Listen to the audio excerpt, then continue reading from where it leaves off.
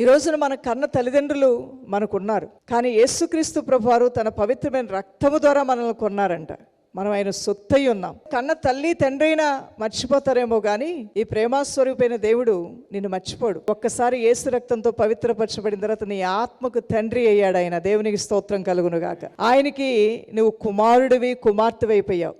ఒక తల్లి తండ్రి తన బిడ్డల పట్ల, బిడ్డలు తన తల్లిదండ్రుల పట్ల ఎంత బాధ్యత కలిగి ఉంటారో, ఈరోజు నీ ఆత్మీయ జీవితం పట్ల, నీ కుటుంబం పట్ల కూడా ఆ ప్రభువైన దేవుడు అంత బాధ్యత కలిగి ఉన్నాడు. నీ జీవితంలో ఆయన తండ్రి స్థానాన్ని తీసుకున్నాడు. నీ జీవితంలో ఆయన తల్లి స్థానాన్ని తీసుకున్నాడు. నీ జీవితంలో ఆయన రక్షకుడు స్థానాన్ని తీసుకున్నాడు. నీ జీవితంలో ఆయన నీ ఆత్మ నిత్య జీవానికి తీసుకుని వెళ్ళాలని ఆ బాధ్యతను ఆయన తీసుకున్నాడు. అందువలన ప్రియ దైవజనమా, నా విషయాలు నా దేవునికి తెలుసా అంటే అన్నీ తెలుసు. నువ్వు చెప్పినా చెప్పకపోయినా నీ బాధ్యతలన్నీ తీసుకునే దేవుడు, నీ రెస్పాన్సిబిలిటీస్ అన్నీ తీసుకోవడానికి దేవుడు సిద్ధంగా ఉన్నాడు. అలాంటప్పుడు నీ బాధ్యతలని దేవుడు నువ్వు ఎందుకు అప్పగించకూడదు?